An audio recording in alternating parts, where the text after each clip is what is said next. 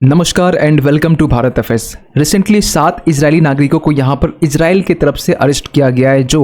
Iran के लिए जासूसी कर रहे थे। और इस पर आप देखेंगे दुनिया भर के आर्टिकल्स आज के टाइम में पब्लिश किए जा रहे हैं जहाँ पर ये लिखा हुआ है कि Israel dismantles Iran spy network in country arrest 7 citizens. Even कि द टाइम्स ऑफ इजराइल में भी यहाँ पर ये बातें लिखी गई कि 7 ऐसे जेविश इजरायलीज जो ईरान के लिए जासूसी कर रहे थे उन्हें यहाँ पर अरेस्ट किया गया। और जो 7 जो नागरिक है ना, इनके नाम आप यहाँ पर देख सकते हैं अपनी स्क्रीन में। और इजराइल की तरफ से ये कहा गया कि यहाँ पर ये जो 7 नागरिक है ना, ये ईरान के लिए काम कर रहे थे और ईरान के लिए अब तक 600 मिशंस के लिए ये काम कर चुके हैं, छोटी बड़ी मिलाकर। और इन सब के बीच में ना ये 7 जासूस इजराइल के जो इंटेलिजेंस है वो ईरान को प्रोवाइड करते हैं, जिनमें से जो सेंसिटिव मिलिट्री एंड इंफ्रास्ट्रक्चर जो साइट्स है इनको लेकर यहाँ पर रेकी की जाती और बाद में ईरान की तरफ से और ईरान के जो प्रॉक्सीज ग्रुप्स की तरफ से इजराइल को फिर टारगेट किया जाता है। आपको ये भी बता दें कि जो 7 नागरिक है ना, जो इजरायली नागरिक हैं, उनमें से एक तो आर्मी मैन है, एक आर्मी में पहले से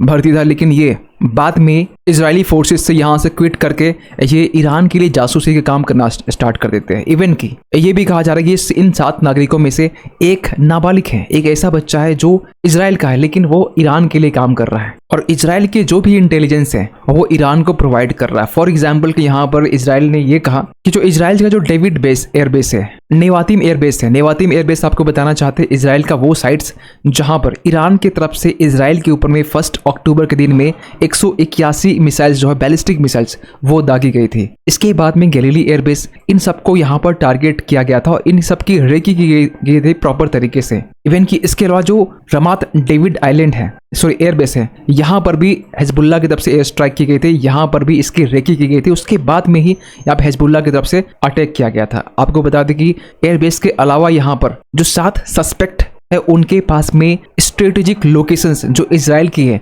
वो पाए गए हैं। क्योंकि ईरान जब इजराइल के ऊपर में अब तक ये दूसरा अटैक है जो 1 अक्टूबर के दिन जब किया गया, ईरान इतनी सटीकता से क्यों इजराइल के ऊपर अटैक कर पाता है, इसके पीछे कारण जो है ना बताया जा रहा है कि 7 सस्पेक्ट ईरान को खुफिया जानकारी प्रोवाइड करते, एयरबेस हो चाहे फिर अदर इंफ्रास्ट्रक्चर लोकेशंस क्यों ना हो। और इस तरीके से इसे 600 मिशन जो है वो कंप्लीट कर चुका था। आपको ये भी बता दें कि यहाँ पर इन 7 को यहाँ पर एक बीच का मीडिएटर जो हेल्प कर रहा था इसे, जो ईरान जो तुर्की का था। और ये जो तुर्की का जो मीडिएटर था एज ए मीडिएटर काम कर रहा था जो ईरान के ऑफिशियल से संपर्क करता और दूसरी तरफ यहाँ पर जो 7 जासूस थे इससे संपर्क करता। ये कहा यह भी जा रहा है 7 में से एक जासूस वो टर्की जाता, इस मीडिएटर से मिलता और यहाँ पर जो खुफिया जानकारी वो दिया करता था। इवन कि ये भी बताया जा रहा है जो IDF है, इजराइल डिफेंस फोर्सेस है, इनकी तरफ से कहा जा रहा है कि बेंजामिन नेतन्याहू के ऊपर में जब इनके हाउस में जब ड्रोन अटैक किया जाता है तो इसके पीछे भी कहीं न कहीं इन्हीं का हाथ बताया जा रहा है। जो 7 जासूस है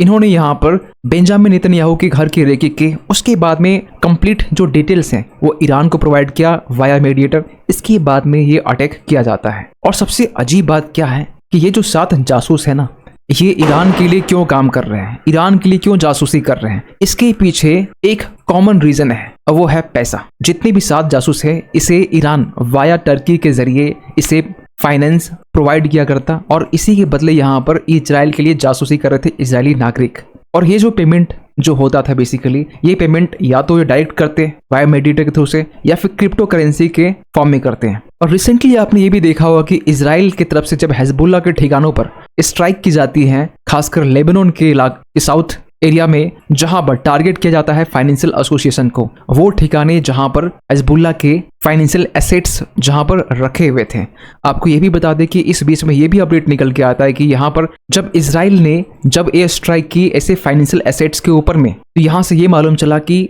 जब हसन नसरल्ला जब इसे भी जब मारा गया था और जिस बंकर में वो छिपा हुआ था, IDF के मुताबिक ये ऐसा सीक्रेट बंकर था जिसके बीचों बीच में एक हॉस्पिटल जिनका नाम अल साहिल हॉस्पिटल था। और इसी हॉस्पिटल के नीचे यहाँ पर ये कहा जाता है कि अरबों के सोना और नकदी यहाँ पर जो कैश है और वो यहाँ पर जमा थे। और ये हिजबुल्लाह को प्रोवाइड करता ईरान और ये बेसिकली लेबनान में आता यहाँ वाया टर्की होके। और रिसेंटली इजराइल की तरफ से एयर स्ट्राइक के जरिए इसी फाइनेंशियल एसोसिएशन को टारगेट किया गया और यहाँ जितने भी एसेट्स थे फाइनेंशियल एसेट्स इसे यहाँ पर डिस्ट्रॉय कर दिया गया। लेकिन एक सवाल ना दिमाग में उठ रहा होगा कि अब तक तो हमने ये सुनने में आया कि यहाँ पर इजराइल जो है ईरान के लिए जासूसी करता है, ईरान की जासूसी करता है, और इसी जासूसी के कारण यहाँ पर इजराइल जो है ईरान के बड़े बड़े जो कमांडर हैं, चाहे हमास के कमांडर इस्माइल हनिया की बात करें, यहाँ सिनवार की बात करें, इसे यहाँ पर टारगेट किया है। लेकिन रिसेंटली यहाँ पर सेकंड स्पाई ऑपरेशन के जरिए ईरान के साथ ऐसे स्पाई जासूस जो कि इजरायली नागरिक थे, इसे यहाँ पर अरेस्ट किया गया है, क्योंकि अब तक इजराइल ने जो जासूसी की है ईरान के लिए, और इसको लेकर भी ना ईरान के फॉर्मर प्रेसिडेंट महमूद अहमदिनेजाद, जो ये जो बड़ा उटपटांग सा नाम है, इन्होंने यहाँ पर रिसेंटली यहाँ पर ये कहा कि जो ईरान में जो टॉप सीक्रेट सर्विस ऑफिसर है ना, ये बेसिकली एक इजरायली स्पाई है। खैर आपको बता दें कि यहाँ पर जिस तरीके से ईरान और इजराइल के बीच में एक कॉन्फ्लिक्ट हमें देखने को मिल रहा है, एक वॉर लाइक सिचुएशन हमें देखने को मिल रहा है, यहाँ पर इजराइल को लेकर रिसेंटली एक अपडेट ये निकल के आता है। इजराइल ने जो प्लानिंग कर रखी थी कि ईरान के ऊपर में किस तरीके से अटैक करेगा, उसकी जो पूरी डॉक्यूमेंट्स है वो लीक हो चुकी थे, यूएस ऑफिशियल्स की तरफ से ये चीजें वेरीफाई की गई। लेकिन इसके बाद भी ना इजराइल ये तैयारी कर रहा है किस तरीके से ईरान के ऊपर में एक मेजर अटैक किया जा सके। ये मेजर अटैक या तो ईरान के न्यूक्लियर साइट्स में हो सकता है या फिर ऑयल साइट्स में हो सकता है। और ये बातें कब निकल के आ रही है, बेसिकली आज का कल का आर्टिकल से 21 अक्टूबर की। और इजराइल की तरफ से ये जो रिटेलिएशंस की जो बात कही जा रही है ना, इसको लेकर ईरान ने भी यहाँ पर साफ साफ जो गल्फ नेशन से कुछ जो देश है, for example Saudi Arabia, UAE,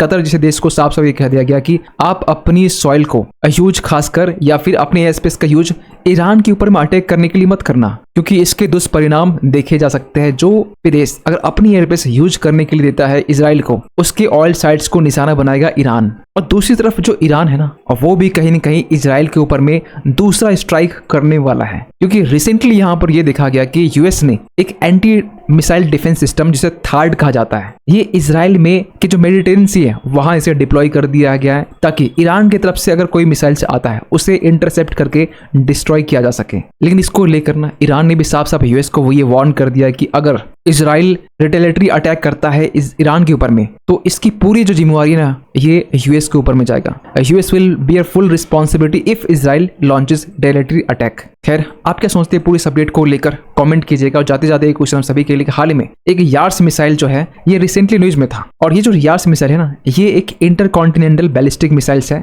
आपको बताना ये है कि किस कंट्री ने इसे डेवलप किया है। आपके पास में ऑप्शंस है यूक्रेन, रशिया, फ्रांस या फिर इंडिया। सही आंसर कीजिएगा कमेंट सेक्शन पे। मिलते किसी अगली वीडियो में, तब तक के लिए थैंक यू सो मच।